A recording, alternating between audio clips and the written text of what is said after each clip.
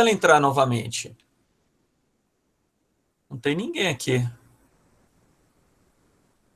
Eu vou gravar essa aula e depois, então, eu vou disponibilizar para vocês, tá? Ó, envie o link certo. Gente, lembra que o final aqui da sala de vocês é o ZX. Às vezes ela está entrando no link errado, porque não, até agora não está aparecendo. Bem, então vamos lá. Vamos iniciar aqui a questão da revisão do conteúdo para o PAS referente ao primeiro ano, PAS do primeiro ano. Então, inicialmente, nós vamos falar sobre a parte da bioquímica da célula. O primeiro elemento é a água. A água é uma substância que é importante para o transporte de substâncias, ela é responsável por um regulador de temperatura e ele promove a catálise, as reações químicas dentro das células.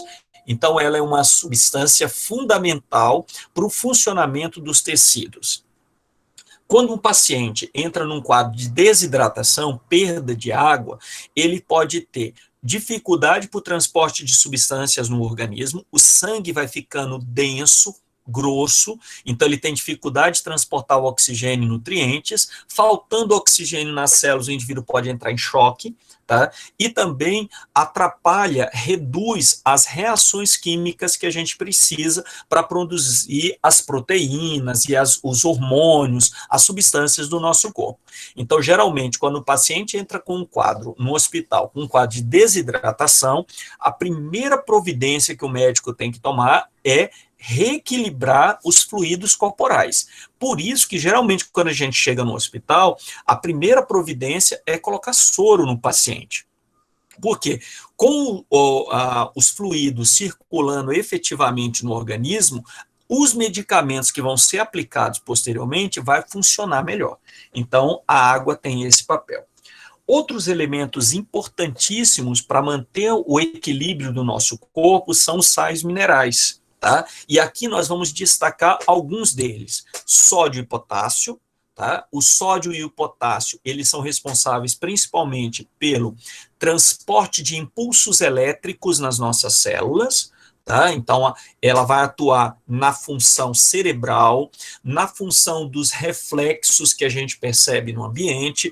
Então, a presença do sódio e potássio vai permitir que ocorra a passagem dos impulsos elétricos. Tá? Então, ele promove na membrana da célula a polarização e repolarização da célula, permitindo assim a passagem do impulso elétrico. Isso é fundamental para o bom funcionamento do nosso corpo. Tá? Aqui, vale a pena a gente reforçar casos, por exemplo, de um indivíduo que ingeriu uma grande quantidade de bebida alcoólica. Tá? Quando o indivíduo ingere grandes concentrações de bebida alcoólica, a gente tem uma falsa impressão de que se eu estou bebendo alguma bebida, seja ela alcoólica ou não, mas aqui especificamente a bebida alcoólica, geralmente quem consome bebida alcoólica fala isso. Eu não vou ficar desidratado porque eu estou tomando minha cervejinha, eu não vou ficar desidratado porque eu estou tomando minha cachaçinha. A desidratação vai ocorrer. Por quê? Porque à medida que você vai ingerindo álcool, você bloqueia o chamado hormônio antidiurético. Esse hormônio, ele é produzido pelo cérebro e atua nos rins. Então, o que ele faz? O hormônio antidiurético, ele permite que a água que entra nos rins, ao ser filtrada, ela retorne para a corrente sanguínea, mantendo o equilíbrio hídrico do corpo. Quando a gente ingere bebida alcoólica, a gente bloqueia esse hormônio. Consequentemente, os rins, a água que passa nos rins acaba sendo jogada na bexiga, vai sendo eliminada. A gente começa a urinar mais. Consequentemente, a gente entra num quadro de desidratação. Tá? E essa desidratação, além de perda hídrica, que a gente já explicou com relação à água, você também perde eletrólitos. Os eletrólitos são sais minerais que estão presentes nesse líquido, que é o sódio e o potássio. Perdendo sódio e potássio, os seus reflexos ficam prejudicados. o impulso elétrico fica mais lento. E aí, consequentemente, a pessoa perde a sensibilidade, ele fica meio anestesiado, meio bobo, ele não consegue perceber o que ocorre em volta dele, fica desequilibrado, tonto, tá? Isso em função da perda de sódio e potássio, tá? Outros minerais que são importantíssimos para o nosso corpo são o cálcio, que é responsável, então, pela formação dos ossos, ajuda na contração muscular. O cálcio, ele está presente na fibra muscular, né, no deslizamento das fibras de actina e miosina, que promove a contração muscular. Então, quando o músculo, né, vai se contrair, ocorre a liberação de cálcio entre as fibras de actina e miosina, que fazem, então, com que elas deslizem. Logo em seguida, esse cálcio ele é reabsorvido novamente pela célula e a fibra muscular relaxa. Então, ela tem a contração com a entrada do cálcio e relaxa com a saída do cálcio. O cálcio que entra na fibra muscular, para ele ser reabsorvido pela célula, é necessário um outro mineral, que é o potássio. Tá? O potássio é um mineral que está presente em alguns tipos de frutas, principalmente banana, e ajuda, então, nessa repolarização das fibras musculares. Então, quando falta potássio nas nossas células, tá? O que pode ocorrer? A célula muscular pode contrair, como o cálcio não é reabsorvido, ele fica travado. É o que a gente chama de cãibra. Então, quando o indivíduo tem um quadro de cãibra, é porque não tem a concentração ideal de potássio que vai promover, então, a despolarização dessas fibras musculares, tá? Então, o cálcio ajuda na contração muscular e o potássio atua junto, permitindo a reabsorção do cálcio e fazendo com que a fibra muscular relaxe. Então, atletas devem sempre consumir banana ou vegetais que tenham potássio para evitar quadros de cãibra, beleza?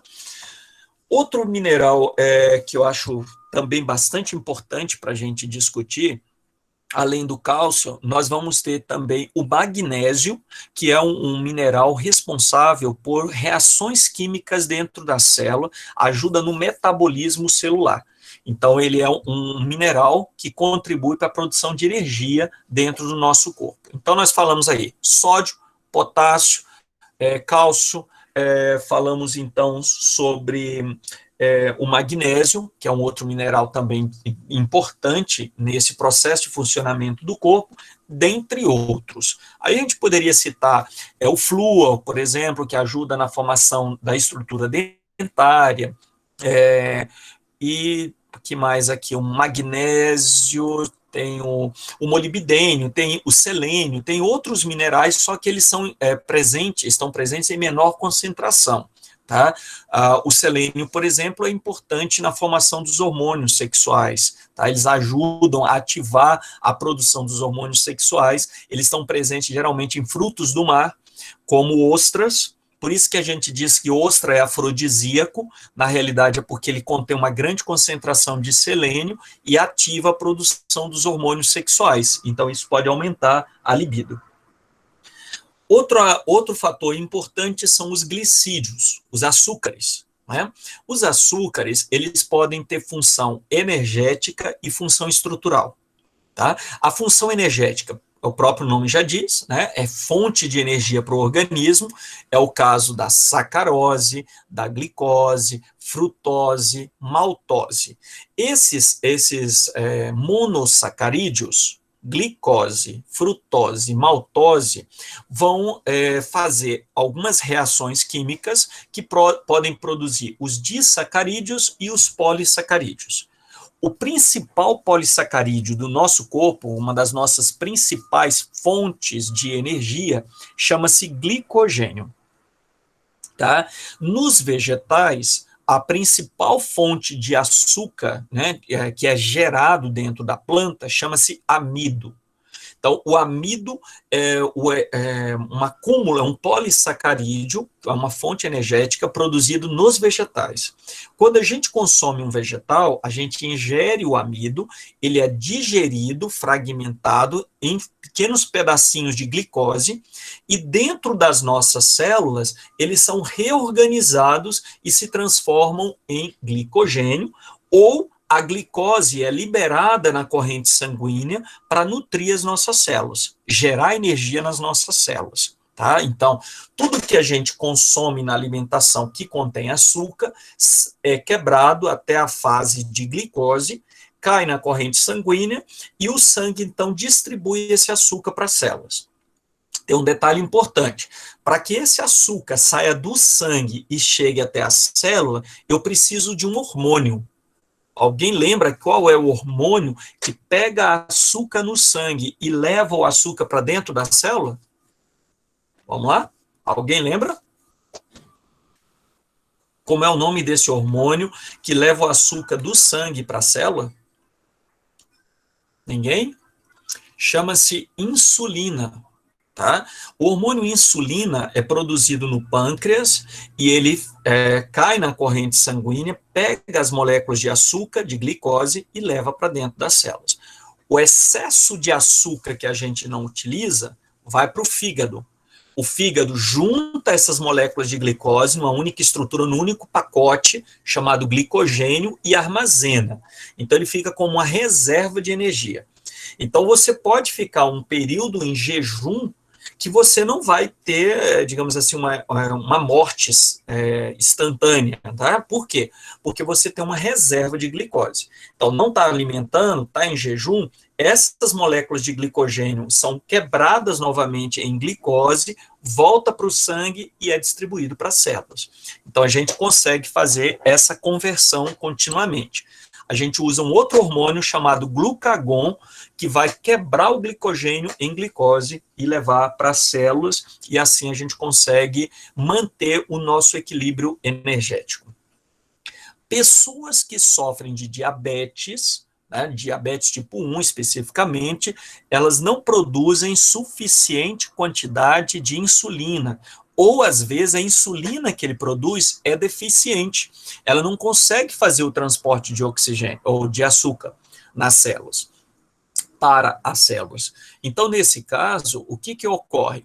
O indivíduo precisa tomar doses contínuas de insulina sempre que ele for fazer uma alimentação, uma refeição, ele precisa ingerir, né, aplicar uma dose de insulina para que o açúcar desse alimento seja levado até as células. Então, esse é um fator importante, tá?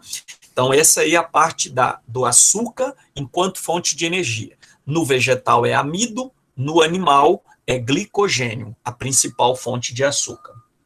Mas esses açúcares também podem fazer função estrutural.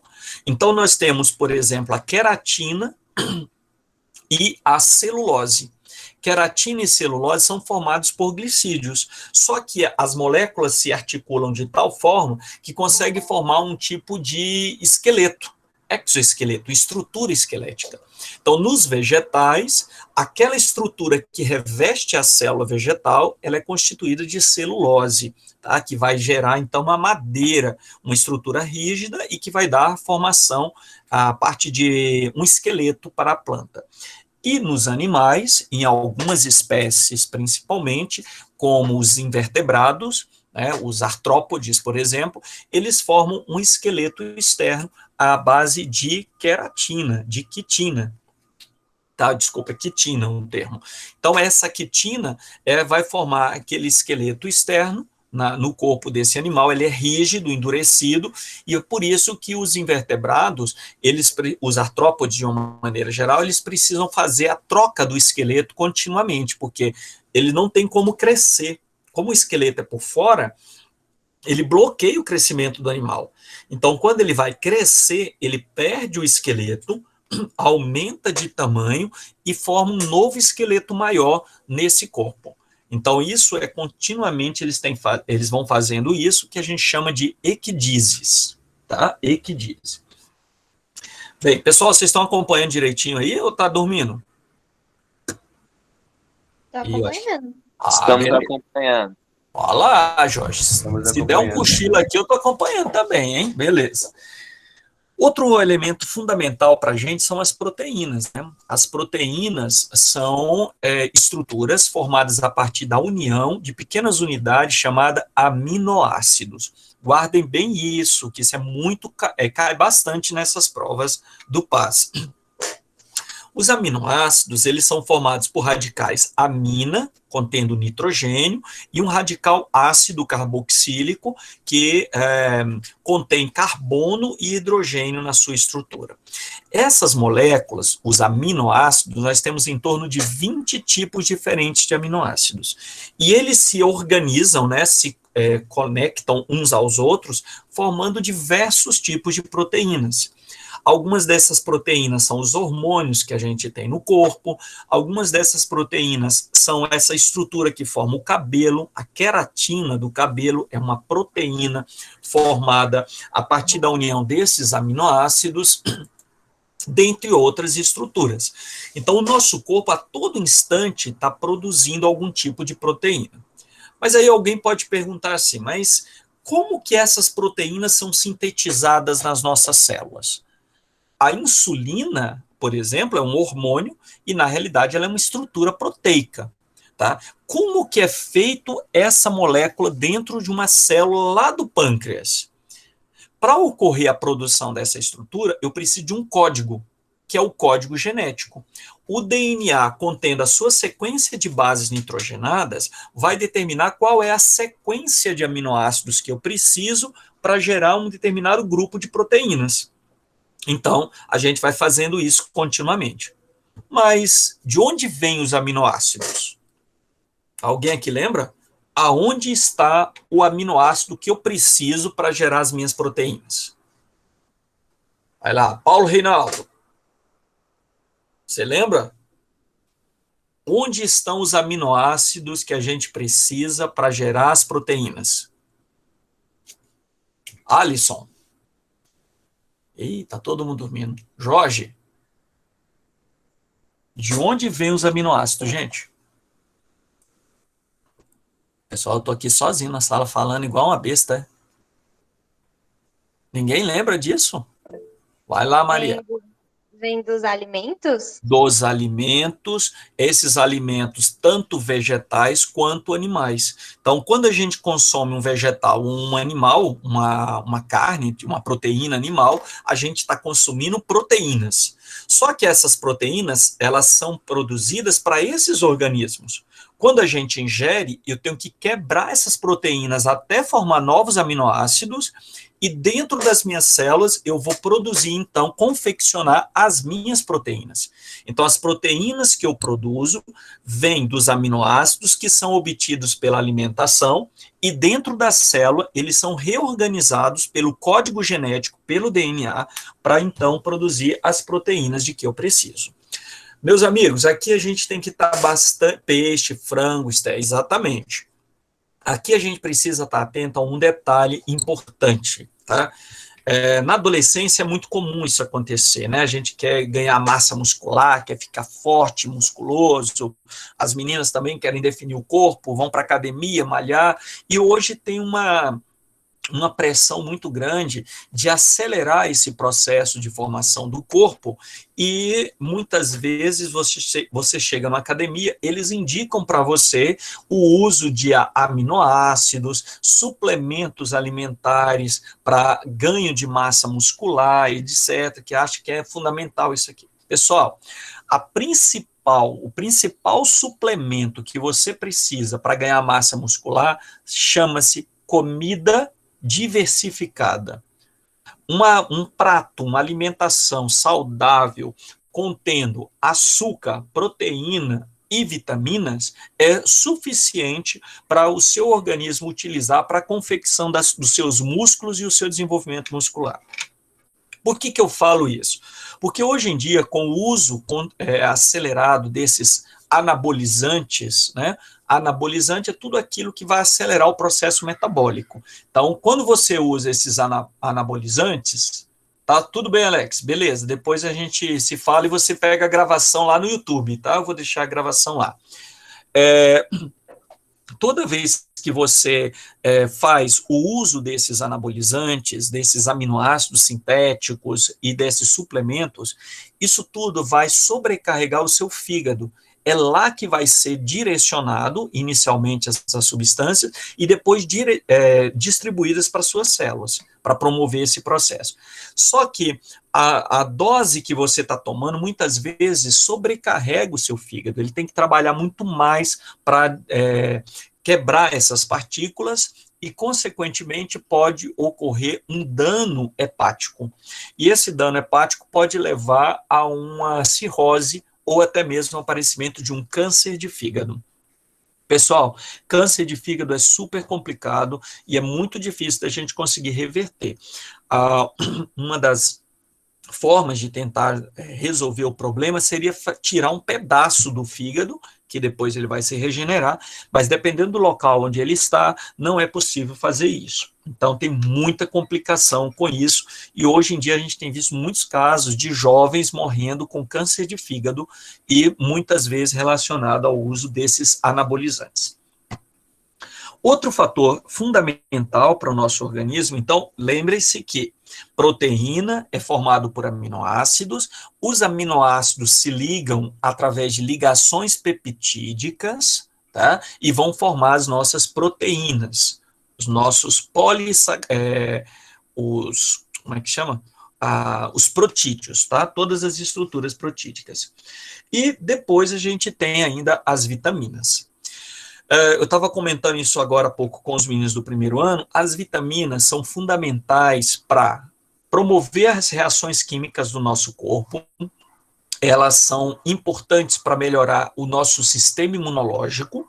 Elas têm esse papel. E as vitaminas também funcionam como ímãs que retiram do nosso corpo os radicais livres. Tá? E isso é um outro fator que pode estar na prova, podem questionar de vocês. O aumento da poluição atmosférica aumenta a quantidade de radicais livres no ar. Esses radicais livres, quando absorvidos pelo corpo, eles podem se conectar nas células, no DNA das células, e gerar células tumorais, câncer. Tá? Por isso, a gente tem observado uma maior incidência de câncer na população ano após ano, porque é o aumento da poluição. Então, como que a gente pode fazer para tentar reduzir um pouco os efeitos desses radicais livres? Consumindo vitaminas. Lembrando, vitaminas, quando eu falo aqui, são vegetais que contêm essas substâncias. Por que o ideal é consumir através dos vegetais? Porque através do vegetal, você, ao ingerir esse alimento, ele vai ser quebrado no organismo e o seu sistema digestório vai absorver somente aquilo de que ele necessita. O que não precisa, eliminado nas fezes, tá? Ou eliminado através da urina. Quando você toma um suplemento vitamínico, muitas vezes, como ele já vem degradado, ele acaba sendo absorvido. Só que essa absorção, muitas vezes, pode ser maior do que aquilo que você necessita. E isso pode gerar outros problemas de saúde. A vitamina que promove a melhoria do sistema imunológico, o excesso dela pode prejudicar o sistema imunológico. A vitamina C, que ajuda a evitar escorbuto, por exemplo, que é uma inflamação na gengiva, o excesso de vitamina C pode gerar escorbuto. Então, todo excesso, no caso de vitamina, pode causar um problema contrário, tá? Um efeito reverso aí que é bastante preocupante. Então, por isso, o ideal é termos uma alimentação diversificada, contendo carboidratos, proteínas, gorduras e também vitaminas. As vitaminas estão nos vegetais. A vitamina C é uma das principais vitaminas para impedir, reduzir a quantidade desses radicais livres. Então, consumir frutas cítricas, laranja, limão, acerola, kiwi e uma série de outras frutas aí que são consideradas frutas cítricas, é importante para melhorar a eliminação, reduzir, né, a quantidade desses radicais livres que a gente está exposto continuamente, a gente não tem como fugir deles, tá? Então, esses são alguns cuidados que a gente precisa ter. Bem, avançando mais um pouquinho, a questão das células, né? Geralmente aqui eles vão abordar a diferenciação entre célula procarionte e célula eucarionte. A célula procarionte é uma célula simples, ela tem um material genético espalhado no citoplasma, de forma difusa, não tem membrana nuclear, e as células procariontes têm basicamente ribossomos dentro dela, que vão ajudar na síntese de proteínas para promover a divisão dessas células, a reprodução celular. Então, ela ocorre nos organismos do reino Monera, as bactérias, as cianobactérias. Tá? Então, esses são os únicos indivíduos que contêm esse tipo de estrutura celular, que são as células procariontes. As outras células são as células eucariontes. Né? Então, veja só, as células eucariontes são células complexas.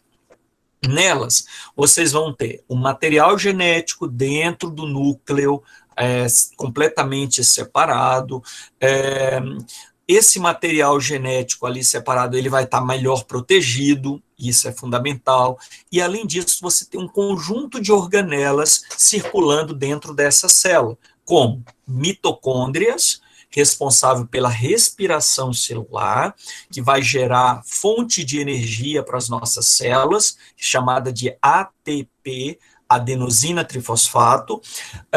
Vocês vão ter o retículo endoplasmático liso e rugoso. Nessa estrutura vai ocorrer síntese de lipídios, síntese das proteínas, síntese dos hormônios que a gente produz, é tudo gerado dentro do retículo endoplasmático. O liso produz lipídios, gorduras, produzem açúcares para distribuir pelo corpo, produz alguns tipos de hormônios. Agora, a maioria, a grande parte das proteínas são geradas dentro do retículo endoplasmático rugoso. Por quê? Porque no retículo rugoso nós temos ribossomos aderidos à membrana do retículo. E ele é que faz essa síntese proteica. Então, ele é fundamental nesse processo. Então, a célula, esse retículo liso e rugoso, ele está presente em volta do núcleo da célula. E as informações genéticas do núcleo, o DNA, é primeiro convertido em pedaços de RNA mensageiro e eles são liberados para o retículo endoplasmático. O RNA mensageiro é o código que tem a sequência de informações para produzir determinadas proteínas, lipídios, vitaminas, hormônios. Ali está a informação de como que eu devo organizar essa estrutura. Quando chega no retículo, o rugoso especificamente, esse RNA mensageiro é lido pelo ribossomo e é então feito a síntese dessas proteínas. À medida que essas substâncias são produzidas, elas são armazenadas no complexo de Golgi. Tá? O complexo de Golgi é um depósito de armazenamento de substâncias. E aí, quando ocorre a necessidade de uso dessas substâncias, ele vai liberando pequenas vesículas contendo essas substâncias, que a gente chama muitas vezes de lisossomos, nós vamos chamar peroxissomos e uma série de outras pequenas vesículas contendo essas substâncias que vão ser liberadas na corrente sanguínea posteriormente e chegar até o seu destino. Tá? Então, essas são as funções principais dessas estruturas. Além disso, a célula vai ter os vacúolos, que vão permitir a digestão daquilo que a gente está ingerindo, né, na nossa alimentação. Os vacúolos, eles vão quebrar essas partículas e mandar para dentro do retículo para gerar essas novas proteínas. Então, ele vai fazer esse papel continuamente.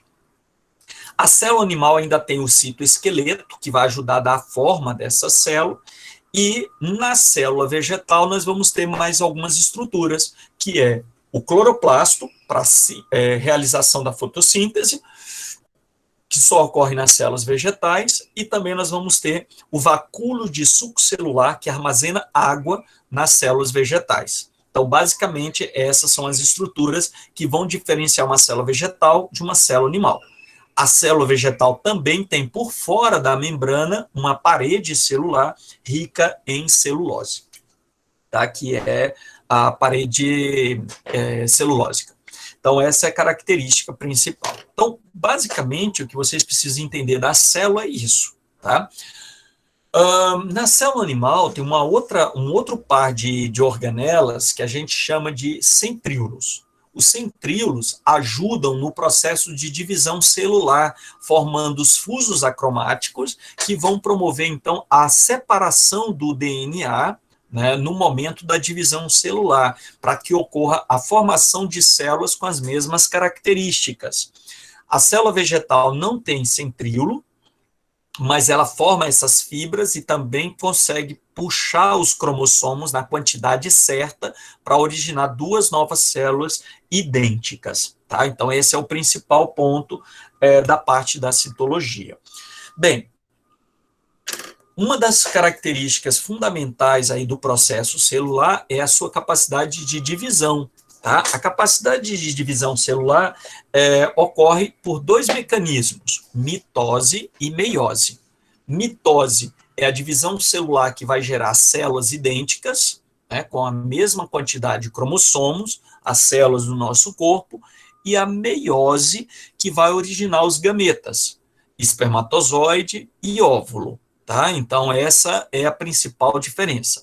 A meiose vai permitir, durante a formação dessas células gaméticas, que ocorra a troca de pequenos pedaços de DNA, promovendo assim o aumento da variabilidade genética, tá? Isso acontece no que a gente chama de quiasmas, que ocorre lá na primeira fase da prófase 1 da meiose, tá? Que é onde ocorre a troca dos pedacinhos de DNA para aumentar a variabilidade genética.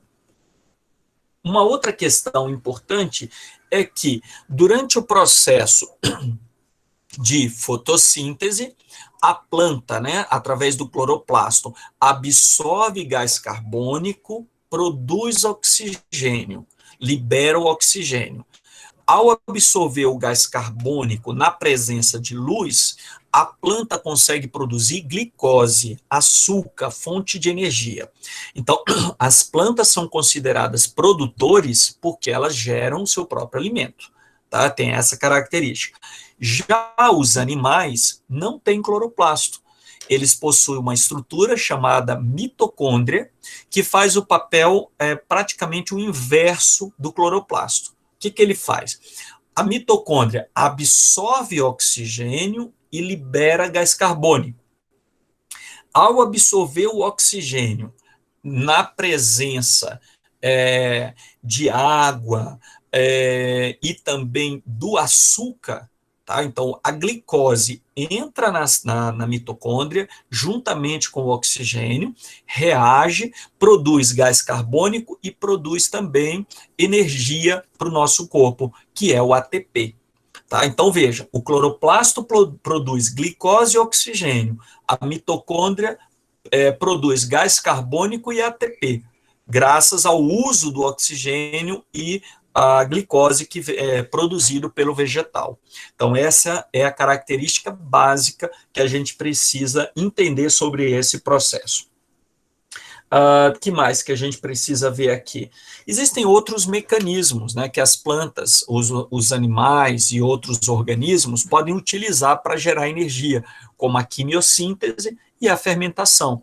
Então, existem alguns grupos de organismos que fazem fermentação alcoólica, e essa fermentação produz energia para esses organismos. É o caso de um grande grupo de fungos e bactérias.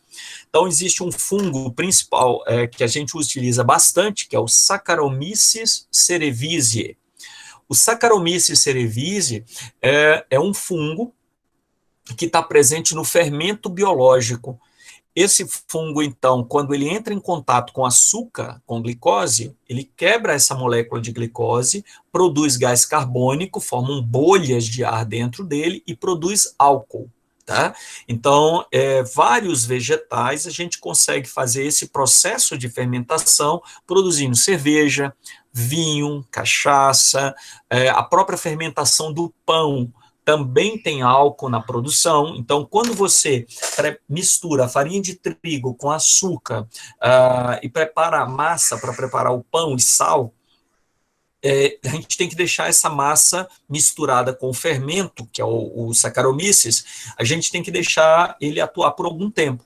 À medida que o fungo vai agindo, quebrando aquele açúcar do trigo, ele vai produzindo gás carbônico, bolhas, por isso a massa cresce, e álcool. O álcool, quando você coloca o pão no forno, ele evapora, então você não tem mais o sabor alcoólico no pão, e o gás carbônico vai permitir, então, que a massa fique bem fofinha. O mesmo a gente faz com bolos, por exemplo, né? E outros mecanismos, tem algumas bactérias que quebram partículas, outros gases da natureza. Em vez de usar só o gás carbônico, tem bactérias que utilizam nitrogênio, utilizam enxofre para produção de energia. Então, são meios diferenciados para gerar energia, e isso é importantíssimo para promover o equilíbrio ecológico. Tá? Então, é necessário o uso dessas bactérias. Algumas são chamadas bactérias nitrificantes, porque elas pegam o nitrogênio atmosférico e transformam em nitrogênio orgânico. E aqui eu já estou entrando mais na parte ambiental. Olha só o que acontece. O ar que a gente respira, 78% dele é nitrogênio. O nitrogênio é a estrutura fundamental para gerar as nossas proteínas. Todas as nossas células têm proteínas. Então, ela é fundamental para a nossa sobrevivência. Porém, quando a gente respira o nitrogênio, nós não temos mecanismos internos para capturar esse nitrogênio do ar. Então, todo o nitrogênio que a gente inspira, a gente joga para fora, a gente faz a expiração dele. A única forma que a gente tem de absorver nitrogênio é consumindo alimentos vegetais ou animais, porque ali tem proteínas, e o meu corpo, então, vai degradar até formar aminoácidos novamente, e produzir, então, as proteínas que eu preciso. Então, algumas bactérias conseguem pegar esse nitrogênio atmosférico, transforma em nitrogênio orgânico, e esse nitrogênio orgânico é usado pelas plantas para o seu desenvolvimento.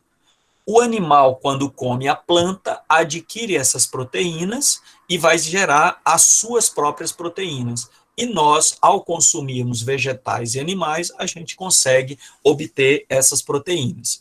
Isso, dentro de ecologia, a gente estuda no chamado ciclos biogeoquímicos. É o ciclo do nitrogênio, propriamente dito, né? Então, o nitrogênio atmosférico é absorvido por um grupo de bactérias, né? A gente chama de rizóbio.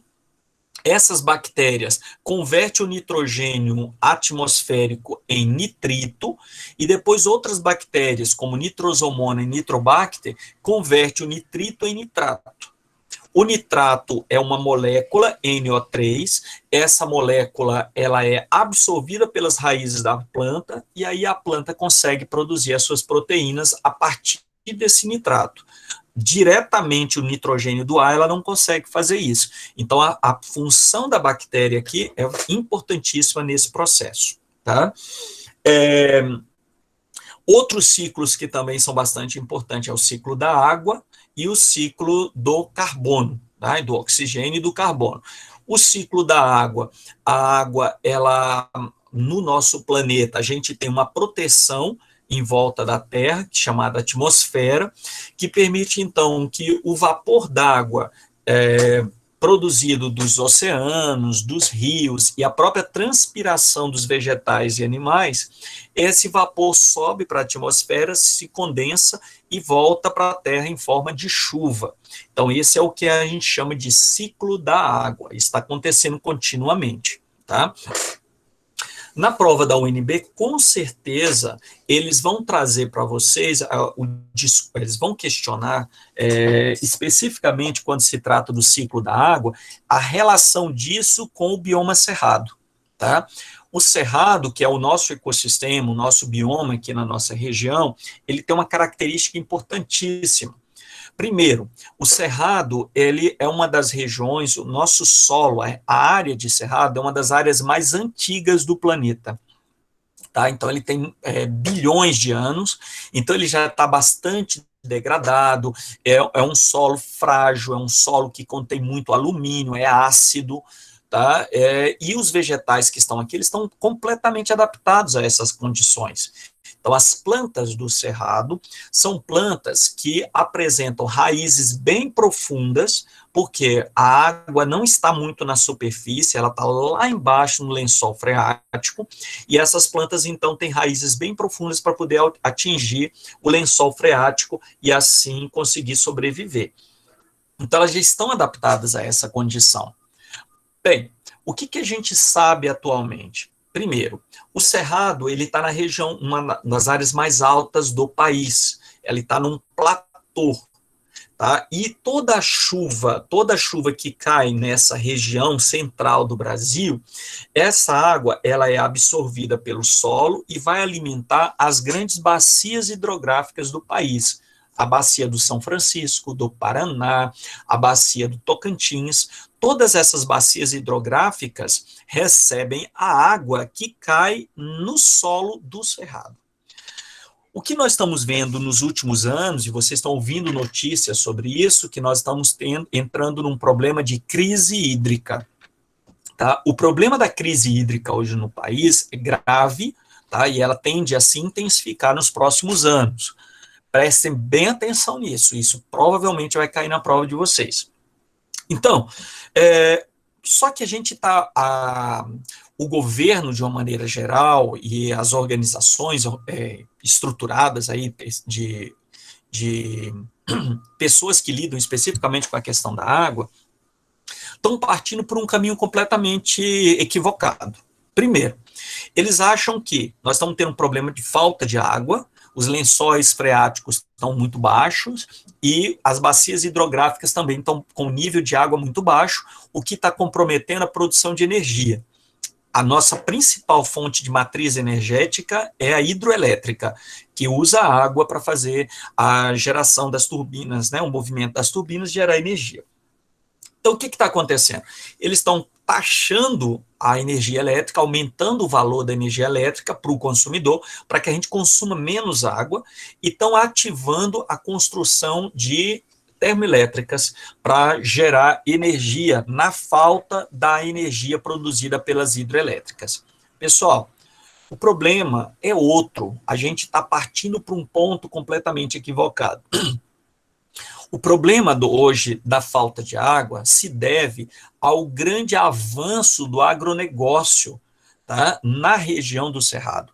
O Planalto Central, desde a década de 30 para cá, ele foi sendo invadido por grandes empresários, produtores de grandes monoculturas, de soja, de milho, de sorgo, de arroz, tá? Então, algodão também, que eles fazem produção aqui. Então, eles pegaram grandes áreas de cerrado, desmataram e plantaram essas culturas de soja, milho, sorgo, etc. Então, o que acontece? Quando você tira a vegetação do cerrado, que tem essas raízes profundas, e substitui por plantios temporários de milho, soja, etc., essas plantas têm raízes muito curtas.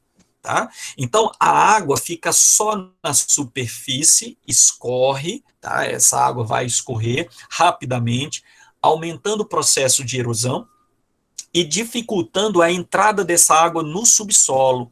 Ou seja, essa água não chega no lençol freático, que vai alimentar as bacias hidrográficas. Então, enquanto a gente continuar com essa expansão do agronegócio e descartando o cerrado, nós vamos sofrer com essas consequências. O correto seria utilizar a produção de alimentos de uma forma mais diversificada, com agricultura familiar, com pequenos grupos e preservando uma grande extensão de área com a vegetação nativa do cerrado, podendo inclusive tratar da questão do uso desses vegetais para alimentação, mas mantendo as plantas presentes. Por quê? Se eu tiver a planta do cerrado presente, ela vai funcionar como uma peneira, um filtro que vai levar essa água para o lençol freático e manter, assim, as nossas bacias hidrográficas. Então, esse é um dos grandes problemas que a gente está enfrentando atualmente, e, na realidade, o que o governo está fazendo nesse momento? Incentivando o agronegócio. Nós estamos expandindo essa questão do agronegócio para a região Nordeste, então agora nós estamos... a região Sudeste aqui do estado de Goiás, o Sudoeste, o Sudeste do estado, já não está funcionando bem para a produção agrícola. Então, eles estão expandindo, estão subindo. Estão indo agora para o Tocantins, Maranhão, Bahia e Piauí. É uma região hoje conhecida como Matopiba, tá? Maranhão, Tocantins, Piauí e Bahia. Então, eles estão expandindo para essa região, explorando principalmente o recurso hídrico que tem nessa área, que é a bacia do São Francisco, e que provavelmente dentro de pouco tempo a gente também vai ter o esgotamento dessas fontes hídricas. Então nós teremos um dos grandes problemas que nós vamos enfrentar nos próximos anos é a questão hídrica, em função do excesso do desmatamento. Então esse é o grande problema que a gente enfrenta nos próximos dias. Pessoal, acho que eu falei demais, né? Era isso. Então, esses são alguns pontos que eu acho que vale a pena vocês refletirem para avaliação. O PAS, por ele estar relacionado com a UNB, e a UNB faz vários estudos a respeito do bioma cerrado, então provavelmente vai cair questões relacionadas ao cerrado, ele vai relacionar a questão da crise hídrica com a destruição do bioma, tá? Lembrando, o cerrado é considerado uma floresta de cabeça para baixo, tá? A capacidade de raízes das plantas do cerrado é 5, 6 vezes maior que o que a gente vê para cima. Então, aquelas folhinhas, aquelas árvores retorcidas que você vê para cima, é só uma parte da planta. A maior parte dela está subterrânea na forma das suas raízes. E isso é fundamental para manter o equilíbrio dessa região e, principalmente, não é só dessa região. A gente não valoriza o cerrado, porém, ele é responsável pela formação das bacias hidrográficas praticamente de todo o Brasil e de outros países da América do Sul. Então, a preservação, a conservação e recuperação do cerrado é urgente, porque é o único meio da gente tentar reverter essa questão hídrica, que é um problema grave que nós vamos enfrentar nos próximos anos. Beleza? Pessoal, é isso que eu queria falar com vocês a respeito dessa revisão do PAS, tá? Eu vou interromper aqui a gravação e se alguém quiser